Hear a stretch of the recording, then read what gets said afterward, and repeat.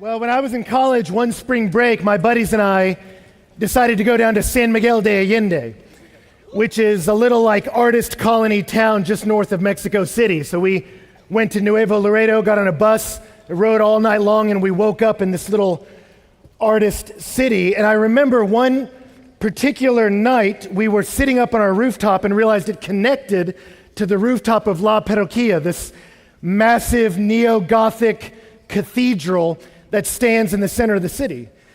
And so we went out there that night, and I'll never forget sitting on the rooftop at night of this massive church.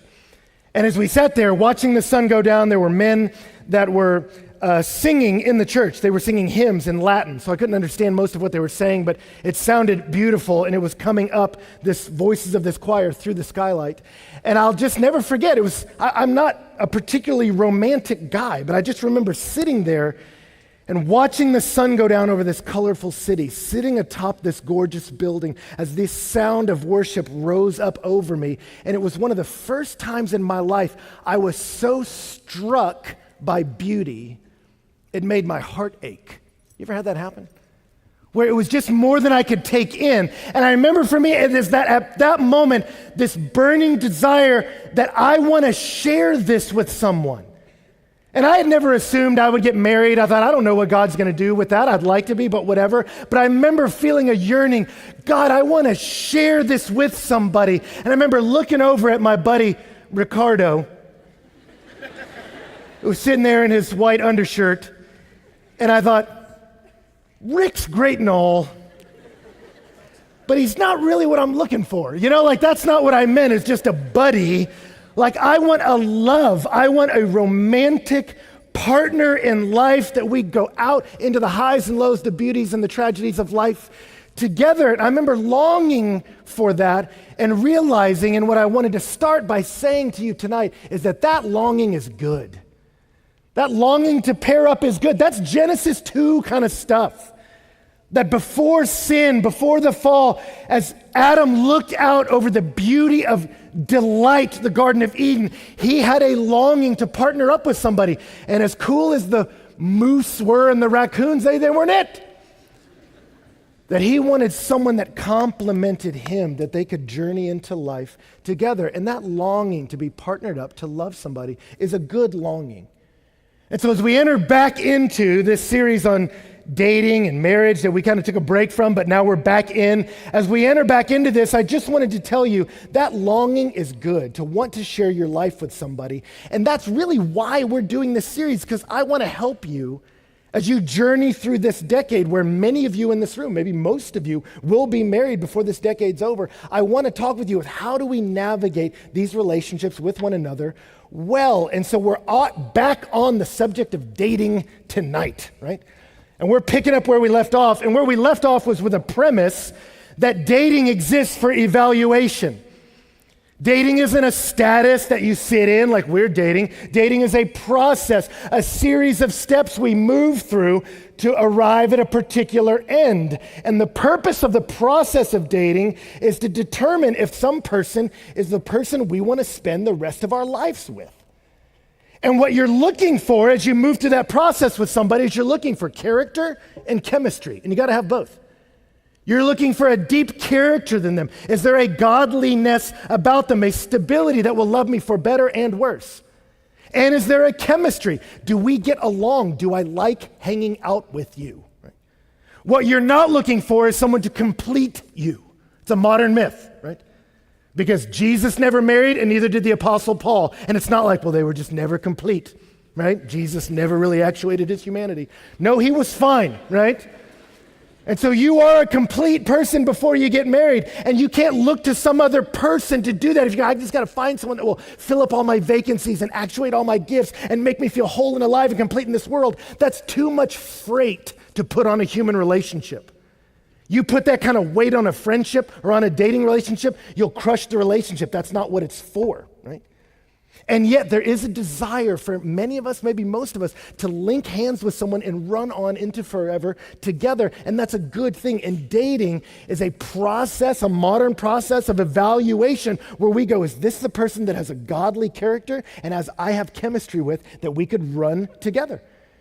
And so as we got on the topic of dating, we talked about who should you date? And we looked at 7 characteristics of who you should date. You want a believer in Jesus Christ, that the two of you are lockstep about the biggest issues in life. But not just someone who assents to the deity, but a believer in Christ and a pursuer of Christ, that they're not perfect and you aren't either, but they're striving to be. As they strive to know him, they become more like him. And not just a pursuer of Jesus, you want someone that'll keep pace with you. That you're not trying to drag someone along. That's not fun for either party. That you're having to drag them to church or drag them to be someone that wants the things of God. It's not fun to drag people, and it's not fun to be dragged. So if you're going to date somebody, you want to go, are we running together in spirituality? Do they keep me at the top of my game of becoming a man or a woman who looks more and more like Jesus? That's what you want. And then we looked at more chemistry issues, like, are you theologically compatible? As we start to get closer, is there clarity about some of these specific convictions of how theology works, of what kind of style of church we're going to worship in? We looked at socially compatible. Do you like hanging out? Which feels so obvious, but I meet so many couples that they're like, she is a godly woman, he's a godly man, and therefore we must be married. But you see them after 5 minutes, they don't know what to say to each other, and it's painful to sit with them. You're like, how do you endure this, right? If sitting through a meal with that person is painful, you probably shouldn't link up forever. Philosophically or ministerially compatible. Do you have compatible visions for your lives? If one of them wants to live in New York and the other one wants to live in Calcutta, both can be godly, but maybe linking up is going to cause some stress. You might want someone that says, we have a similar pathway in life, philosophically, where we want to serve and minister and live. And then physically was the 7th one. Do you find them attractive? That's not the number 1 thing for the believer, but it is on the list. You shouldn't be repulsed by them, right? And then we talked about, whenever you talk about dating, you got to talk about 2 things. What kind of person, and then what process do you go through to find that person? You got to talk about the who, and you got to talk about the how. So we talked about the who, and then we got into how. What process do we go through to arrive at that person, right? How do I navigate the unstable waters in a way that's more exciting than depressing, right? And we looked at 7 things. Well, we started to look at 7 things. We got to 4, and then I just left you hanging, right? And so this is us trying to pick up the rest. How do you date? And we said that there's not a lot of passages in the Bible about dating you're not going to see. And Joseph said unto Mary, do you want to go to the Outback, spit an awesome blossom? That's not how the Bible's written.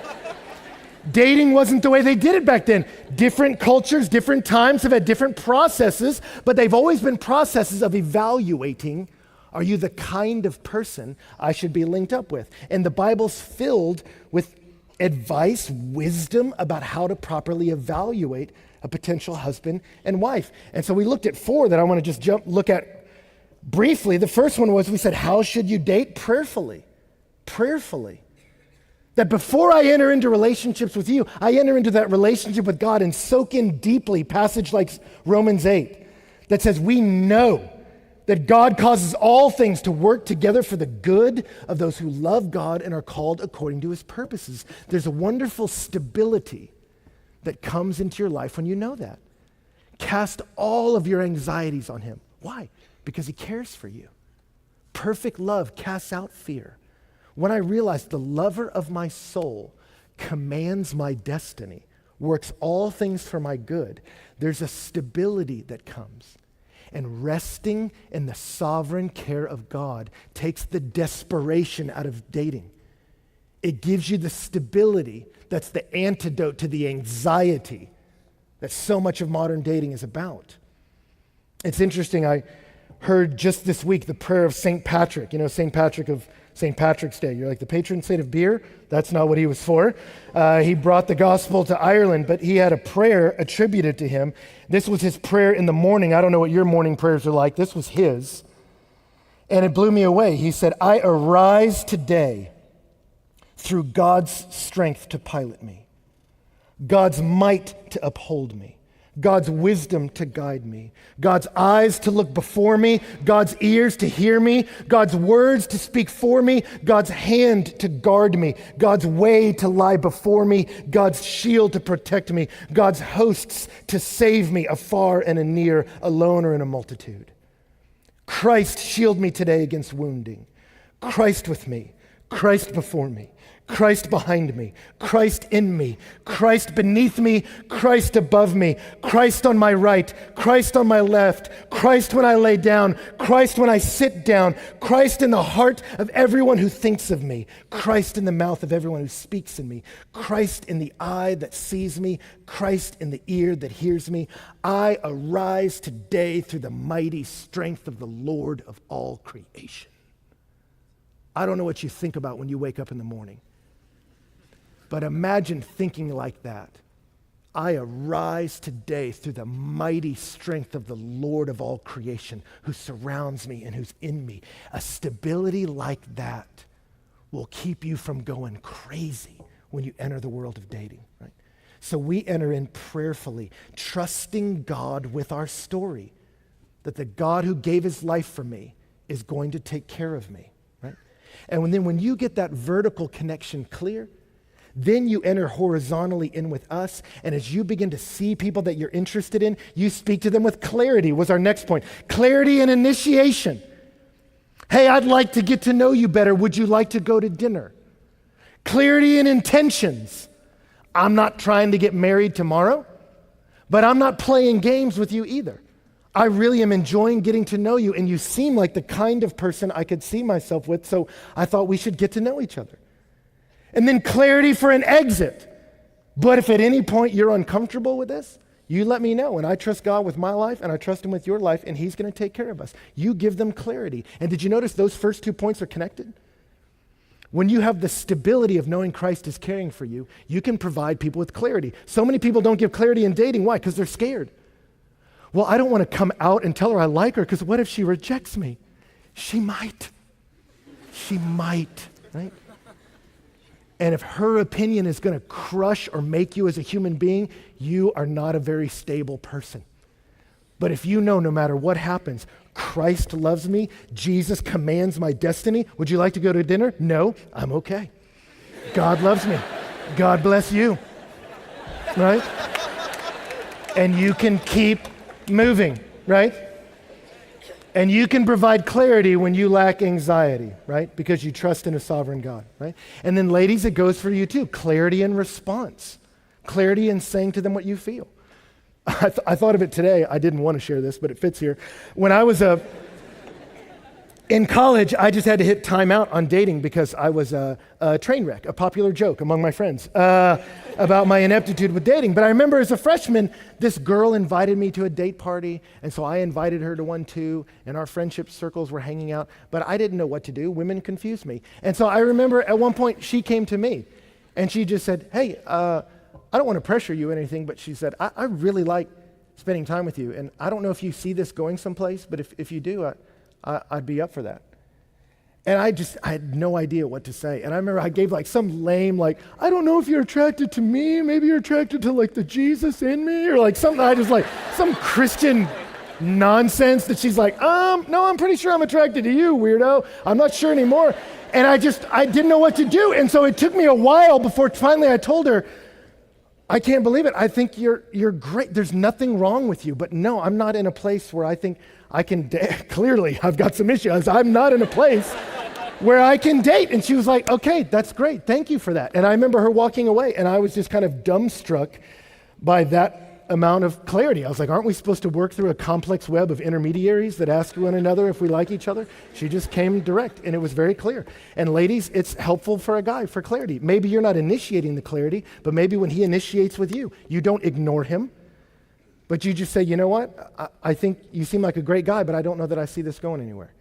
And you give him the clarity on the way out. And then we talked about autonomy.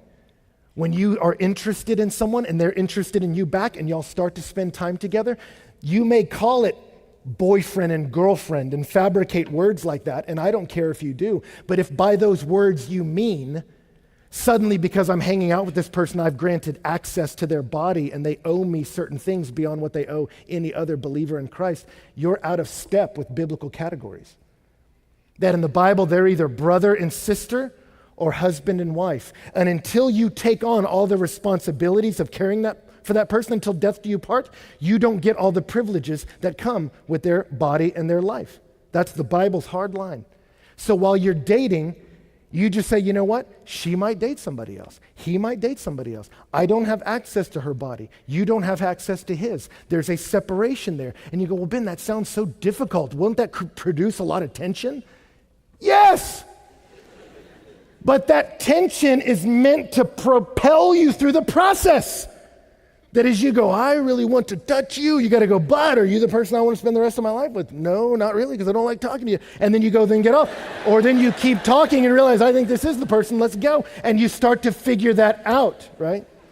And you go, well, Ben, that style of dating looks painful, but I promise you this, it's a lot less painful than the way we do it now, with all the physical coupling and uncoupling that we do. It's not just the Bible, it's science now, and it's always been the same because the Bible talks about the real world, but scientists are coming around what the Bible's been telling us all along, that when you do that, it's deeply painful to wire yourself to someone chemically and then keep pulling apart. That's difficult for you and for me. We're not meant to do that. And that's why number 4 was purity sexually.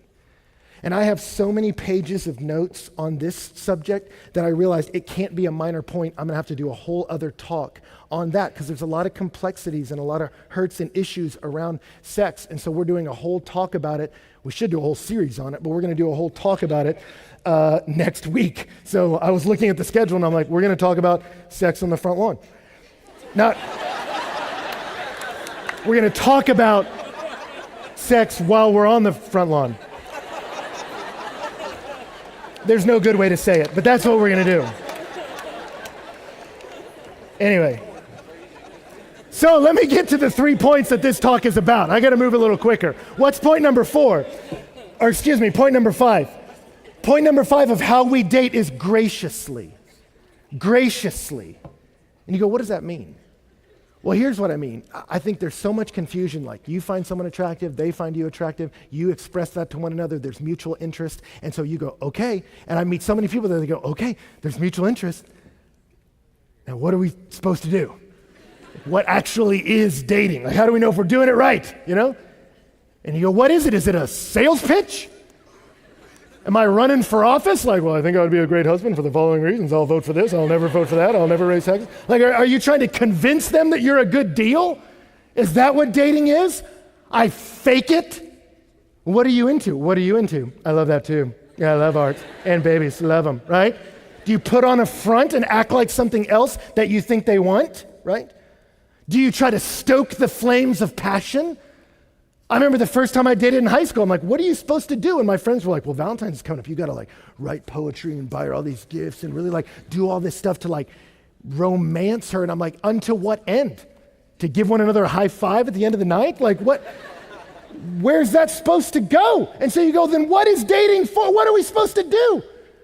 And other people will go, you know what? You just got to be authentic, man. It just got to be me. So I'm going to sit on the couch and watch TV. And if she wants to sit on my couch and hang out, fine. This is me being me. And you go, man, you be you, but you be a you that's like progressing in life, right? And so you go, what are we supposed to do? Well, identity determines activity. So let's be clear about who we're talking about here. And in Ephesians chapters 1, 2, and 3, Paul's explaining how God has chosen to adopt men and women into his family, sons and daughters, reconciling them to himself. That's the big story. And as God is building a family, we're reconciled not just to God, but to one another. And that has implications for how we treat each other. And so in Ephesians chapter 4, he says, I, therefore, a prisoner of the Lord, urge you to walk in a manner worthy of the calling with which you've been called, with all humility and gentleness, with patience, bearing with one another in love, eager to maintain the unity of the Spirit and the bond of peace. There's one body, and one Spirit, just as you were called to the hope that belongs to your call. One Lord, one faith, one baptism, one God and Father of all, who is over all and through all and in all. Paul's saying God has built one body, a community. And God has called himself Father over that community. And so if I say I'm not going to date people that don't have an allegiance to God as Father through the Son, Jesus Christ, if I say those are the people I'm going to date, the pool I'm going to date in, then you look around and what you're realizing is you are dating royalty. You are talking to a child of God. The word courtship and the word courtesy or courteous, it comes from to act with manners that fit a royal court. How do you act when you walk into the presence of royalty? With politeness and with respect, because I realize this is a person of value. It's not just a metaphor for us. That when you are a Christian, think about that, because it's not just the person you date. Any person you come across has a dignity stamped on them in the image of God, and then when they've come to Christ, that is a very son of the living God, daughter of God. So there should be a reverence in how you speak to them and treat them, whether they recognize it themselves or not. So I remember in high school being propositioned sexually by a girl. And I had never had that happen before, where she's offering herself to me, and I told her no. And it wasn't because I feared her dad. And her dad was kind of a swaggery guy that was like, I got a gun and I know how to use it. And I was like, you just come off to me as strange with that whole thing. And I wasn't scared of her older brother. But I remember being propositioned with that and thinking about, what am I going to do? And I had to think about it when I was in high school. But I felt like the Lord pressed into me, if you use her, you have an issue with me.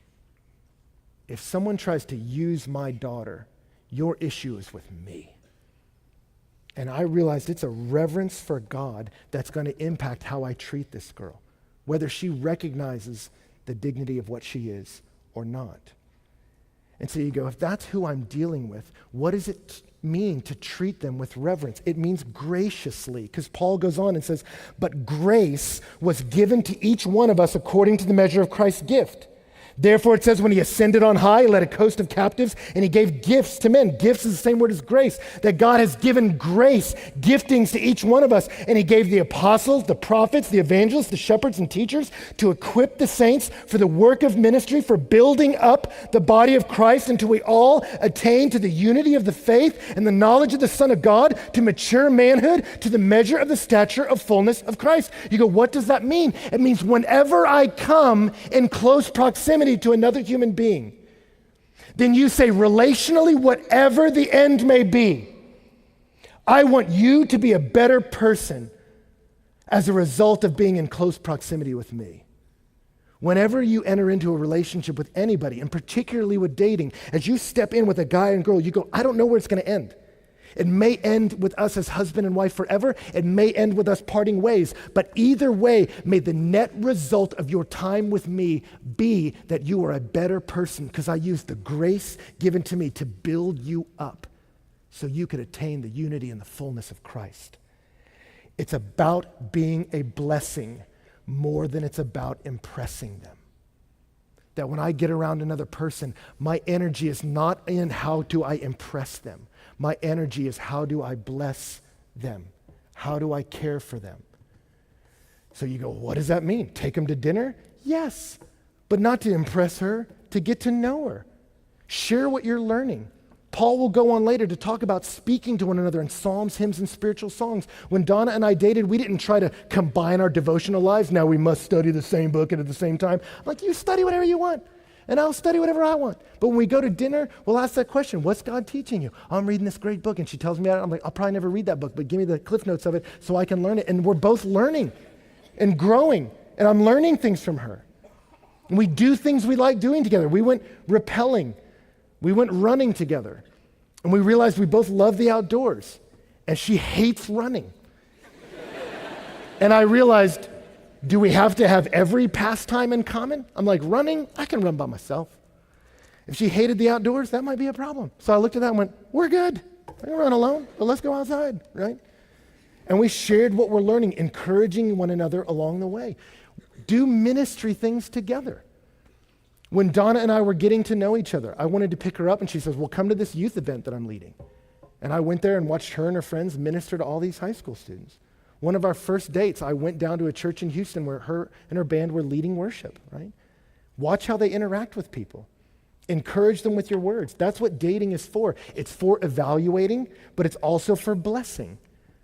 And I remember this really struck me when I was in college, because my sister came up into college while I was a student here.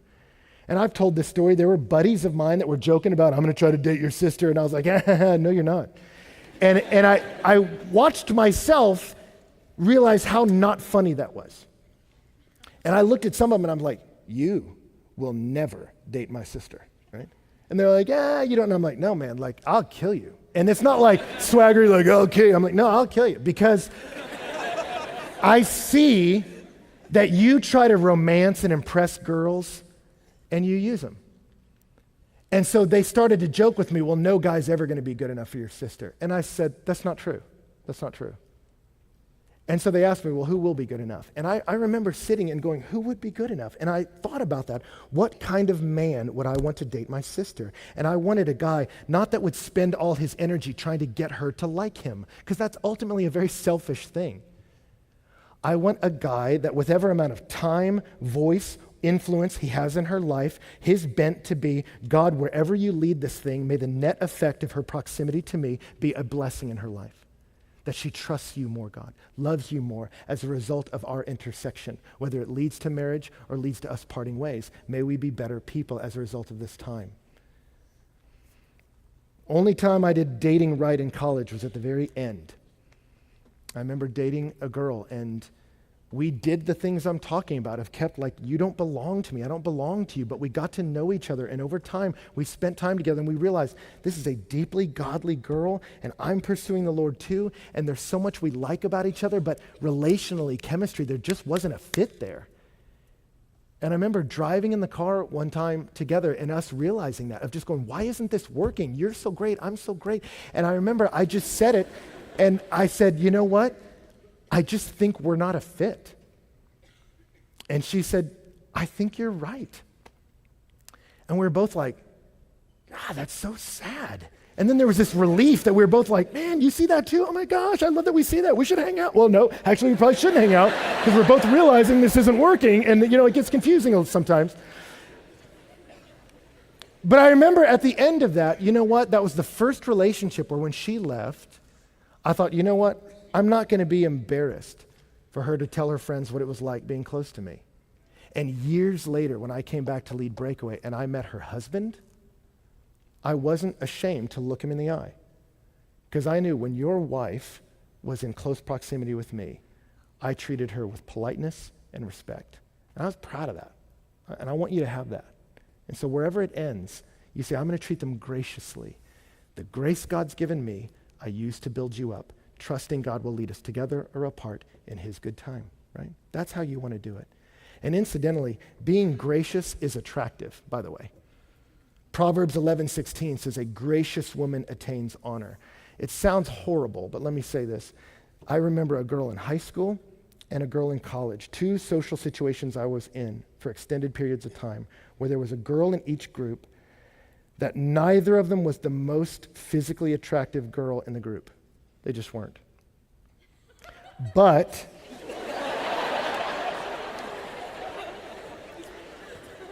every single guy asked them out. And you go, what is going on with that? And what was going on with that is they were gracious. And I remember being in circles of people where you would watch them. They would come up to people in the group and say, hey, I've been praying about that issue with your family. How's that going? They would bring gifts to people. They go, I know you're having a bad day. And you saw them just be so gracious to people. And I would watch guys, non-Christian guys, be so confused. They were just like, I need to be near you. Because they just were like, there's something about you. Because graciousness is attractive. Because that's who you want to spend the rest of your life with.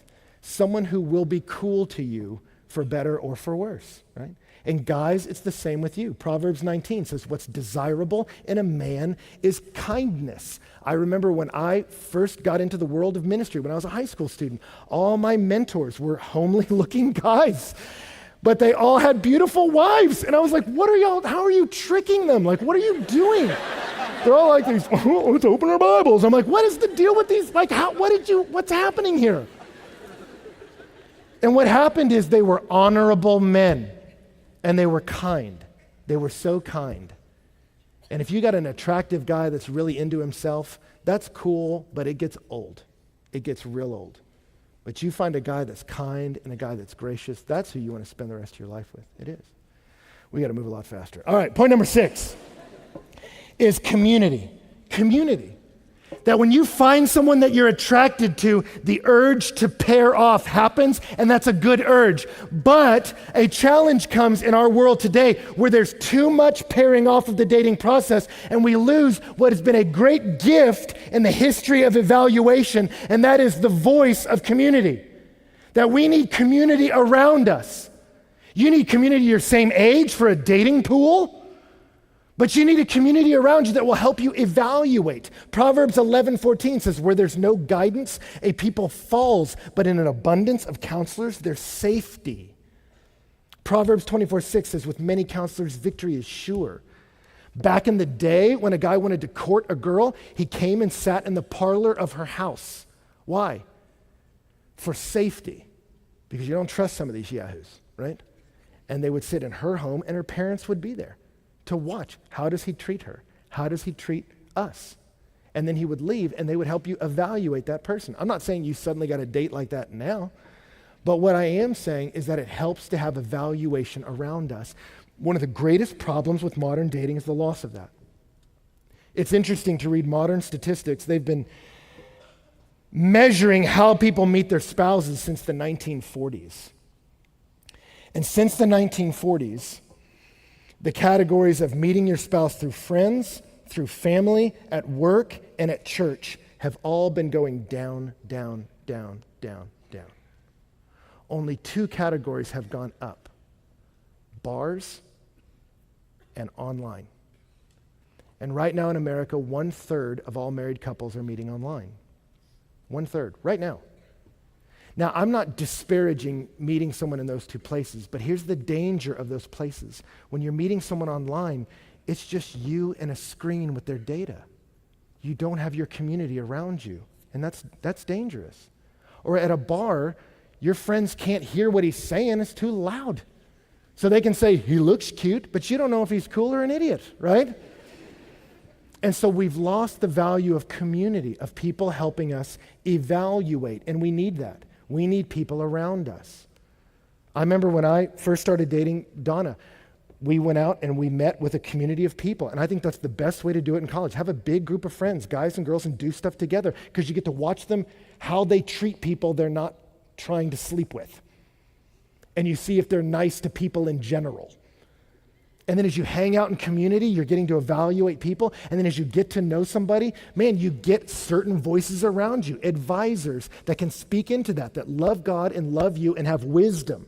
And sometimes your best friend loves God, loves you, but they're not necessarily a source of infinite wisdom. You need wisdom around you. And so I remember when I was first interested in Donna, I came to her and said, I want to take you on a date. She said, pick me up at her church. And I showed up at her church, and the entire staff was there. I thought I was going to pick her up in the car. It was over an hour of me meeting everyone that had ever gone to church there. I mean, she was like the darling, because she led worship at the church, and they're like, that's our baby. All right, and I was like, oh man, this is a serious job interview, right? To get to go on a date with this girl, but I liked that. I liked that she had community around her. And man, when I was getting to know Donna, I wanted to ask her out around friends, so I took her rappelling with a man who was a mentor in my life, Steve Shaver, because I love Steve, and I wanted him to see us together and be able to help me see, are we a good fit? I wanted someone in my life that could speak into my life. In Song of Solomon, the love book in our Old Testament, it begins with the woman speaking, and she says, let him kiss me with the kisses of his mouth. When the book opens, she's already infatuated with this guy, and when you get infatuated with someone, you can lose clear thinking. And when you meet the Shulamite at the beginning of Song of Songs, she's there. She's looking at this guy, and she's like, I want his mouth on my mouth. Right? But you see, as the book progresses, 4 people speak. The woman, the man, God, and the woman's friends, right? And you see her friends, as she extols her infatuation with this guy, when it's her friend's turn to speak, they say, rightly do they love you. Her friends who are not infatuated with him are able to say impartially, he is a right or proper person to set your affections upon. Some of you have been dating someone that all your friends and counselors have been saying to you, this doesn't look like a good fit. And what some of you do is you start cutting those counselors and friends out of your life. And that's a big mistake. You get people around you that are wise and loving, and you let them evaluate and tell you what they see. That's critical. Donna and I needed that around us, and you need it too. You need friends that will help you evaluate. And the last thing I would say is patiently. We date patiently, that we give it time. There's no rush into forever. 1 Timothy 5:22 is speaking about leadership in the church, but it applies to leadership in your life, the influence of a husband or wife. It says, do not be hasty in the laying on of hands. That's transferring authority. Nor take part in the sins of others. Keep yourself pure. Verse 23 is about drinking wine. We'll skip that one. Verse 24. The sins of some people are conspicuous, going before them to judgment. The sins of others appear later. So also good works are conspicuous, and even those that are not cannot remain hidden. What he told Timothy is, as you're teaching, as you're bringing up people that are going to have serious influence in this community, don't rush to make somebody a leader. He said, watch them.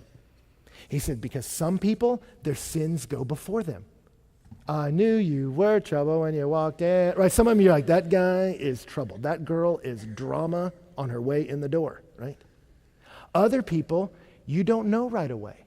And as soon as you meet them, they'll look good, they'll be nice, they'll be friendly, they'll be interested in you, and you'll go, oh my gosh, love is an open door. And you'll just be so into them, and you don't realize he's going to try to kill you and take your money, right? My daughters, when they watch Frozen, they love the Prince Hans part, and I'm like, y'all don't get too into this guy. Because he's trouble, right? You watch him over time, because some people, they present really well. But over time, as you watch them, there are serious cracks in their character that will become fault lines in the pressure of marriage, and it'll crater the marriage. And you don't want that. You don't want to find out then. So give it time. Watch them. Some people, their sins follow after. They come in looking good, but you wait and you'll see it. The same with good works. They're conspicuous. They come over time. Right? And so I watch them and I wait. C.S. Lewis wrote a book on the 4 loves, and he picked the 4 Greek words for love.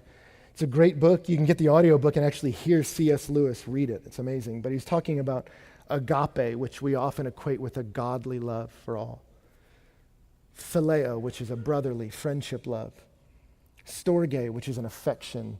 Eros, which is romantic passion.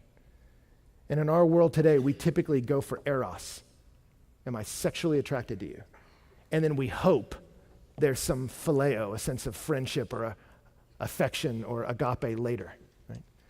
And what I think would be wonderful is we decide to live as a Christian community, walking in and saying we are people who've received the grace of the Lord Jesus Christ, that he loved us so much he gave his life for us, that when I trust in him, I'm made a child of God, and the people around me, if they've put their faith in him, that's a son of God, that's a daughter of God, and as we get together, we use the grace in us to build each other up graciously with one another, and we have an agape, a godly love for each other. And as we have that godly love, our deep brotherly friendship of I will go to war with you builds. And then as that phileo builds, then you find someone that an affection, a storge, you just like being around them, starts to grow. And then it becomes a romantic love. It doesn't always work out that way, but it would be beautiful if that's how we tried to walk into it. Of saying, I'm just going to love the people of God, love everybody, but as I dwell in deep community, I love these people, and over time, I see their character, I sense a chemistry, and then as the affections rise, we run on into forever together. But that takes time, and it takes trust. You've got to trust him. And I just hope that you'll believe a God who is willing to give his life for you. You can trust him with your heart and soul as you feel that ache to spend your life with someone. God will care for you. Some of you will have to wait. Isaac in the Old Testament had to wait until he was 40. Some of you may need to wait that long. But it's better to wait for the right person than to not wait and regret it deeply. Others of you, it might be your late 20s, something like that. But you wait. You wait. For me, I loved my single years of pursuing the Lord, and I wanted to do ministry, and I didn't want anyone to get in the way of that. And in due time, God put me in a ministry situation where I saw Donna leading worship, and I thought, we're doing the same kinds of things, ministering among people in similar ways, chasing God at the same pace it's meant to be. Right? I saw this happen with my family as my sister had a longing to go into mission work. And she knew medicine was an important part of that, so she started going down that track, realized I'm not a doctor, I think I'm more of a counselor. And as she went into counseling, pursuing missions in Africa, she meant a doctor pursuing missions in Africa. And they realized our lives are headed the same direction for the glory of God, let's run together. And you give it time, you wait. God will take care of you. Does that mean you'll get married when you want? No.